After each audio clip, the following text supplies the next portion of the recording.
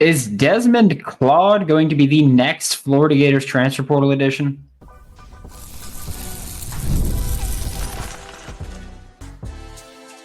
You are Locked On Gators, your daily podcast on the Florida Gators. Part of the Locked On Podcast Network, your team every day. Hello and welcome back to another episode of Locked On Gators, part of the Locked On Podcast Network, your team every day. Thanks for making Locked On Gators your first listen of the day. Every day we are available daily and free, wherever you listen to the podcast and on YouTube. Happy Monday. I am Brandon Olsen. Find me on Twitter at WNS_Brandon. Find all my written work with New York Giants on SI. This episode of Locked On Gators is brought to you by Monarch Money. Take control of your finances with Monarch Money. Use code LOCKEDONCollege at monarchmoney.com for 50% off your first year. And we've talked about USC transfer portal guard Desmond Claude a few times in the past couple of weeks as Florida has started to really pick up traction. And at first it started as, just, a bit of interest. And then we talked about that, 2.5, 3 weeks ago, something like that. And then over the past 10-ish days, it felt a lot more real, right? We started seeing a good bit of traction. We started seeing there might be a visit. And then last week, in the middle of the week, we got, at the beginning of the week last week, we got, in the middle of the week, there's going to be a visit to Florida. And we also mentioned last week, Neil Blackman of Saturday Down South and Florida Basketball Hour was here on the Tuesday show of Locked On Gators, I think it was. And, mentioned, hey, maybe Florida's going to wait it out on Desmond Claude. Maybe they'll do their visits. They'll do everything. But they got a few guys that might be interested in that are going through the NBA draft process, which Desmond Claude is also going through. And they might be wanting to wait to take him. And so there is that possibility. To my knowledge, that is still a possibility that, hey, he might not be an immediate take right now. And I will say this. I'm pretty sure I've said this before. I'll say it again. I'd take him. I'm cool. I understand that there is the question of spacing or the concern of spacing. I get that. I do. I'd still take him, and I'd figure it out later. I will also say this because we talked about this last week, and someone left a YouTube comment about taking A.J. Brown from Ohio and saying, oh, we wouldn't take Desmond Claude, but we'd take A.J. Brown. That's crazy. If we're talking about just who's the better player, then sure. But we are talking about, taking A.J. Brown to be potentially a bench guard wing. Great three-point shooter, so spacing is there. I think that when you add that kind of context, it's like, maybe if we're talking about just straight up who's the best player, that's a different conversation. But we are talking about filling a specific role. Here, it's not just, do we take Desmond Claude? It's, do we take Desmond Claude and pair him with Xavian Lee, Alex Condon, Thomas Houck, and Ruben Chinyelu in the starting five, in which case spacing would obviously be a concern at this point. And A.J. Brown, bench guard, great three-point shooter. Again, spacing is going to be there. I think that, it's what you're taking them to do are different things, right? And so, yes, I would take Desmond Claude, which also it is important to note that Desmond Claude is also at this time going through the NBA draft process. And so maybe Desmond Claude doesn't want to go to Florida. Maybe he does decide to stick out in the NBA draft and decide that he's going to go there. That's entirely possible, which I will also say wasn't an invite to the NBA Combine. Feel like that's usually a pretty good indicator that, not going to be doing that. And so there's that. We will also say that there have been people who feel like the visit went really well with Florida last week, and that it's very possible that Desmond Claude is trending Florida right now. Kansas is in there as well. But one thing that I did want to touch on is that KenPom, which if you are unfamiliar with KenPom, fantastic resource for college basketball analytics, rankings, and oftentimes when we talk about, the Final Four, those 4 teams were all in the top 10 of all time ranking wise, and they're the top 10, or they are 4 of the top 10 teams of all time. That people are talking about KenPom there, and it's a very universally accepted resource. If you follow college basketball, you probably at least know what KenPom is. Like, you'll hear commentators talk about it. It's become like the Pro Football Focus of college basketball, basically. And KenPom does player comparisons. They compared Desmond Claude to Zion Pullen, but not when Zion Pullen was at Florida. They compared 2024-25, so this season, Desmond Claude, to 2022 Zion Pullen when he was still at UC Riverside. And I do think that a lot of people kind of talk about Desmond Claude in that fashion. I know that people have compared him to Cade Cunningham. Kind of, but not really. I don't know if I've even said this on the show before, but I've said it multiple times.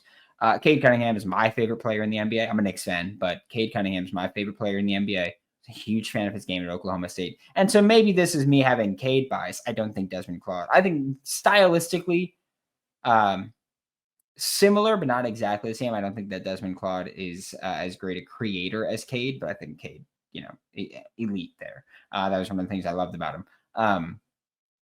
And so I do think that Desmond Claude is closer to Zion Pullen's style there than Cade, but I also do think that as far as I think it's the MIDI game that I think it's the MIDI game that people want to relate Desmond Claude to Cade Cunningham to, which fair, both are very good for mid range.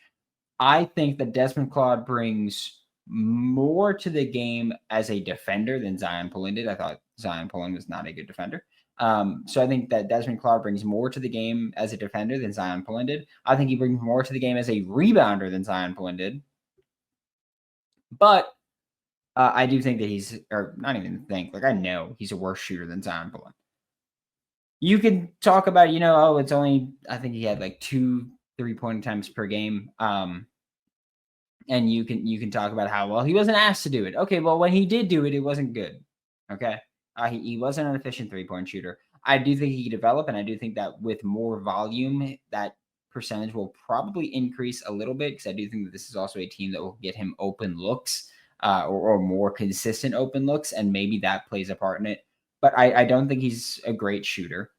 I think he's good enough for mid-range where I don't think it's as simple for opposing schools to be able to just go, oh, well, we'll just play a zone, because one of the weak spots of a zone is finding that midi jumper oftentimes is what gets you open, or what gets you the look and is open. And if you are hitting that, they either have to adjust and say, hey, we'll have to switch to man, or let's say the corner defender needs to rotate over a little bit more, and then you can pass to the corner and exploit it that way. So I do think that Desmond Claude could fit. I would gladly take him on this team. And again, I understand the spacing concerns, but at the same time, I'm just not as concerned, I think, as other people would be about that. But it's still absolutely something that would, limit Florida a little bit. But I will say, I think there are ways around it. I think this team is going to be stylistically different next year. We'll talk about that when we get back with Locked On Gators. Get the supplies you need from the site made for the skilled trades, Supply House. Whether you're in plumbing, HVAC, or electrical work, Supply House is the reliable way to order products online. Their easy-to-use website is packed with helpful resources and the latest product info to help you get the job done right. Plus, with a complete inventory of over 200,000 parts from 400 plus top brands, you'll find exactly what you need delivered fast from coast to coast. Join the free Trade Master program today at supplyhouse.com/TM and start ordering plumbing, HVAC, and electrical supplies with just a few clicks. Plus, use promo code SH5 for 5% off your first order. That's supplyhouse.com. Next week, Locked On Gators, your first listen of the day, every day. We are available daily and free wherever in the podcast and on YouTube. And the rest of this show, we are going to talk about the hypothetical of if Desmond Claude is a Florida Gator. Okay. And so I'm not saying that this is definitely going to happen. I'm just saying that if Desmond Claude's a Florida Gator, there are spacing concerns, all that. Here is how you can address those, basically. And we've talked about this before with the Florida Gators replacing Walter Clayton Jr., Elijah Martin, Will Richard, who Will Richard was snubbed from the NBA Combine.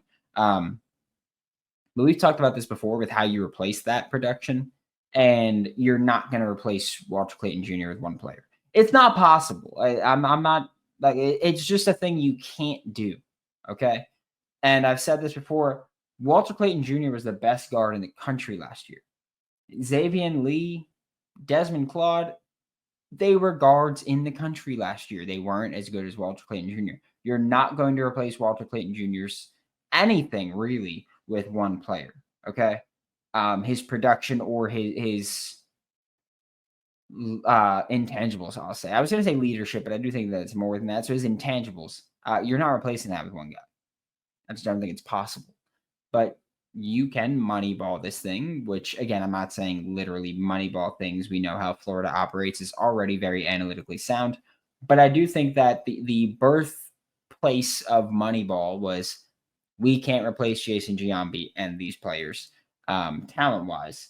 How can we replace them in the aggregate? And, well, that's how you kind of have to approach this of we can't replace Walter Clayton Jr. individually. We need to replace him in the aggregate. And I think that the way that you do that is getting different production from different players. And I think that the way that Florida would, like, let's say you added Desmond Claude, and even if you don't add Desmond Claude, I do think that there's stylistic changes to be made. I think that you see more of a dribble drive game on offense, whether that's isolation scoring, whether that's pick and roll, whether that's, just picking out the mismatch that you can get between either of the guards, dribble, drive, and then kick out, or, both Desmond Claude. Let's say this also. Desmond Claude did an insane job getting to the line last year. Okay. He penetrates, draws the foul, gets to the line, converts to the line usually. So maybe the thought is, let's say Desmond Claude is a Gator. Maybe it's, hey, Xavian Lee will take the ball up court. Desmond Claude will be a guard as well. Thomas Houck, Alex Condon, Ruben Chinilu, they're all out there. They space. Desmond Claude attacks, and if someone helps, he kicks it to anybody. I do think that we've talked about this with Neil Blackman last week as well, that with these stylistic changes, it could also be a stylistic change for someone like Xavian Lee to be, hey, well, you're going to play off ball more, which you can do. You just didn't do as much, but you're going to play off ball more, and you're going to be that spacer. And the reason that you would rather have Xavian Lee be the off ball player is because he's a better shooter. If Xavian Lee is the ball handler, and Desmond Claude is spotting up, well, whoever is guarding Desmond Claude could be a bit aggressive, which you will already see whoever is guarding Ruben Chinilu be a bit aggressive with help defense. You'll probably see that with both Alex Condon and Thomas Houck. Because statistically, those guys aren't really going to make you pay a ton. Like, if I'm dribble driving and getting to the paint, if I have help defense come over to stop a guy and I'm leaving someone who is a 30% shooter from the three-point line, I'll kind of live with that oftentimes. And if they hit threes, then and they're having a hot game, then I'll stop doing that. But I'll kind of live with that a lot of times. So I do think that you could see more ISO scoring specifically to go dribble drive. Desmond Claude could try to ISO and get that midi game going, open up backdoor cuts if someone has to help up, because I do think that you'll see a lot of times where Ruben Chinyelu will not be a threat as a shooter. And so defenses can defend him differently, which I think you might see less dribble handoffs in 2025. But which, again, this is me speculating things. If you're new to this side of me, welcome. We're going to do this for every sport. But you could see less dribble handoffs. I do think one of the best parts about the dribble handoff is you kind of force a defender to come up, which I do think you could just see more pure pick and roll this year. And again, by that I just mean less of the actual, Chinyelu has the ball up top key, someone wraps around, dribble handoff there. You could just see straight up pick and roll. And like if it's Desmond Claude, if he hammers into that screen or if he hammers his defender into that screen and he wants to dribble and a center can't catch him or whatever it may be, or Ruben Chinylu's rolling and you can throw the oop over, there's a lot that you can do there, right? Like there are a lot of things you could do with this team. I don't think it's going to be worse. I think it's just going to be different. That's more so what I'm getting to. I could see the tempo on offense slow down. I could see that happen as well. Like I do think that defensively, stylistically, you're probably going to be the same, right? But I do think that roster-wise, you're going to have to figure out what you can do defensively after losing Elijah Martin and Will Richard, who were both great defenders this year, and Walsh Clayton Jr., who was a great defender in the tournament. When he's engaged, great defender. He was. I don't think that it's wrong to say that either. My thing is that he wasn't engaged, and that's, I think, worse than just being a bad defender. I think if you're trying, but you're just bad at it, I'd rather have you do that than be good at it when you want to be, And that's just me. I'm an effort guy, right? Like I've said before, football wise, Damian George, Cam Waits, I didn't want either of them to touch the field after the Miami game because they gave no effort on the pick. Stuff like that, like lack of effort drives me freaking nuts. It just does. So I think defensively, stylistically, I think you're going to be pretty similar, but you might be worse. Just again, you're just replacing two guys that I thought were great perimeter defenders. Like again, Elijah Martin, Will Richard, I thought they were both great perimeter defenders. Maybe with a little more size there, because like Thomas Houck in the starting lineup gives you another 6'9" person. Maybe that helps you offset that. Maybe you play a bit more aggressive in the passing lanes than Florida did last year, just because you'll have more length out there. There's multiple ways to go about it. Again, I don't think that this team is necessarily going to be a bad team or a worse team. I think they're just going to be getting things done in different ways. And that's one of the reasons I don't like to say that they'll be better or worse, which it'll be hard to be better than. I don't like to say that they'll be better or worse just because if you're doing things in different ways, it's really tough to gauge that. And so that's how I kind of look at it just scheme-wise in football. It's tough to say, who's the better team or the worst team when they do completely different things. It's like, well, they're doing different things. That team couldn't do what that team's doing, and this team couldn't do what that team is doing. So things like that, it's tough for me to really gauge and criticize. I will say, though, like I said again, I do think that you have worse defenders right now on the perimeter. That could change, but I think right now that would be my bigger concern. Honestly, I think I'd be more concerned with that than just the spacing. Or maybe it's the conjunction of those two, because if you aren't as great a shooting team and you're worse on defense, things can get ugly. We are going to talk about what Florida could still need in the transfer portal when we get back with Locked On Gators. You ever check your bank account and wonder, where did all of my money go? Between dining out, online shopping, and entertainment, it's pretty easy to lose track. That's where Monarch Money comes in, your personal CFO, giving you full visibility and control over your finances. Monarch Money isn't just a budgeting app, it's a complete financial command center. You can track all your accounts, investments, and spending in one place, so you stop just managing your money and start building your wealth. Take control of your finances with Monarch Money. Use code LOCKEDONCollege at monarchmoney.com for 50% off your first year. That's monarchmoney.com. Code LOCKEDONCollege for half off your first year. Thanks for being Locked On Gators, your first listen of the day. Every day we are available daily and free, wherever you listen to the podcast and on YouTube. And with the Florida Gators, again, this is if they land Desmond Claude. And the main reason, I'm not working under the assumption that they're going to land him, okay? I am working off of the multiple reports that have come out since that visit on Wednesday last week that, hey, Florida's leading here. And we've been told, when Neil Blackman was here last week, again, from Saturday Down South and from Florida Basketball Hour, when he was here last week, we talked about this, and he had mentioned that, hey, this could just be one that drags out. This could be one where he's figuring out what he wants to do with the NBA draft. And even if he doesn't, then maybe other schools that are interested in him, like a Florida or a Kansas or another school that may get involved, are waiting on people that have NBA draft decisions. Like maybe some school loses out on someone, the guy that they are anticipating to come back doesn't come back. He kills the combine, he goes, and now another school, I don't know, Arkansas, I don't know why. Now Arkansas is interested more, and they're willing to pay. And so this could just be a bit of a drawn out thing. And hell, based on the reports of how the visit went, this could happen soon. But it wouldn't shock anybody if this took a while.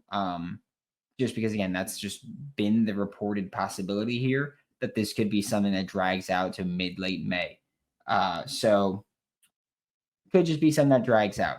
So I'm not working under the assumption that he's going to be a Florida Gator. I am working under the assumption that right now Florida is in the lead in his recruitment. And that's just how we're going to work at this point. But regardless of whether or not Desmond Claude is a Florida Gator or not, there are two things that I would like to see Florida get in the portal still. And this could be the same guy. I'm not saying that you need to get these two people. This could be the same guy. One, another shooter. Whether or not you get Desmond Claude, I don't think, like let's say you do get Desmond Claude, I really don't think you could take another person that isn't a good shooter. Because I do think that can really hurt spacing, especially when you go to your bench. Like, that's one of the reasons where when people bring up the A.J. Brown stuff with Desmond Claude, it's like, oh, Desmond Claude's not a take, but A.J. Brown was. Obviously, there's more factors that go into that as well. Maybe part of it is that his brother is on the team. But so I do think that I'm not saying that's part of it. I'm saying I think part of the recruitment was the shooting ability. Because if you're a great shooter, there will always be a role for you on a team. Okay? And so I think that even if, you're not a great ball handler, you're not a great defender, if you're a great shooter, I think a lot of teams are going to take that trade-off.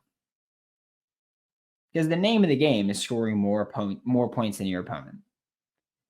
Shooting is the most efficient way to do that. And especially as we're embracing analytics in college basketball more than ever before, or embracing analytics in sports more than ever before. Hell, life more than ever before. Not even sports. Companies are using it. Everybody's using analytics to try to win within the margins. Shooting helps you do that, and teams are going to value shooting. So whether you add Desmond Claude or not, I don't think that you have the liberty to add another guy that can't shoot. So A.J. Brown coming off the bench as a shooter, great. I would like to see another addition there. I also think that this team could benefit from having another ball handler off the bench. Maybe that's the same guy, right? Maybe you get another guard that can just be another ball handler that comes in off the bench and can contribute both on and off ball, which I do think that Florida typically looks for guys that can contribute on and off ball. I think Xavian Lee is someone that can contribute on and off ball. I think that maybe Florida feels some guys will contribute differently. Like maybe Florida took Xavian Lee going, hey, if we get Desmond Claude, at least Xavian Lee can play off ball. Maybe that's part of it. Like if Xavian Lee couldn't play off ball, maybe they're not having the conversation with Desmond Claude. Maybe they're like, yeah, we're not bringing in two guys that can't shoot, but you do have one that can shoot. So I do think you have a ball handler that shoots. I know that there are many people that expect Urban Klavjar to be the guy. I hope Urban Klavjar can be the guy. And he just might be the guy. Like maybe Urban Klavjar is the guy that can be your bench guard that rotates in with the starters, but your bench guard that comes in can be a ball handler, can be a spot up shooter if he needs to be. Like, if Urban Klobuchar takes the next step, maybe he's first guard off the bench. And now you've got, let's say, Desmond Claude, Xavian Lee, Urban Klobuchar, Thomas Houck, Alex Condon as your 5. Let Desmond Claude cook. Because then he's going to have someone that can shoot available. Again, I still firmly believe that both Thomas Houck and Alex Condon will take at least a couple percentage point jump as 3-point shooters next year. I think that's fair and reasonable, especially when they've shown that they're going to develop and that they're willing to put in the work to develop. So I think that that's fair. Urban Klobuchar can become that. First off, even if he can, I'd still prefer having another person that can facilitate in addition to him. But also, I don't want to put all my eggs in that basket. I'm going to be honest. Nothing against Urban Klobuchar, but we are talking about someone that played his way out of the lineup at the end of the season. Because that's what happened. He played his way out of the lineup in the tournament. I can't get that out of my head. And maybe that's just me. I did the same thing. I've worked in the NFL draft for a while now. And with Will Levis, I looked at the Florida defenses from the years Will Levis was at Kentucky. I saw how bad those defenses were. And I saw Will Levis struggle against them. And I can't get that image out of my head. There's certain things I can't get out of my head when I watch a player. And for me right now, and it's still fresh, it's been a month since winning the national championship. I can't get the Urban Klobuchar struggling his way out of the lineup completely, out of the rotation completely. I can't get that out of my head right now. So maybe he's going to be the guy. I don't want to bank on him being that guy. That's my only thing. I don't want to just trust that he's going to become that guy. And I do think playing international ball that first year in America absolutely plays a big part in it. Again, it's just me, the kind of person I am and the kind of mentality I take is I don't want to bank on that. Just don't. I don't want to be overly reliant on someone who I expect to come off the bench. Or I don't want to be overly reliant on the development of someone that I expect to come off the bench. Just because, hey, maybe he's not going to develop the way that we expect him to. And that would suck, by the way. I do like Urban. I do think that he can be something, but he needs a little bit more development there. Thanks for your Locked On Gators, your first listen of the day, every day. We are available daily and free, whether it's in the podcast and on YouTube. We'll be back tomorrow to talk more Florida Gators. For Locked On Gators, I'm Brandon Olsen. Don't forget to follow me on Twitter at WNS_Brandon. Find all my written work for New York Giants on SI, and I'll see you all next time.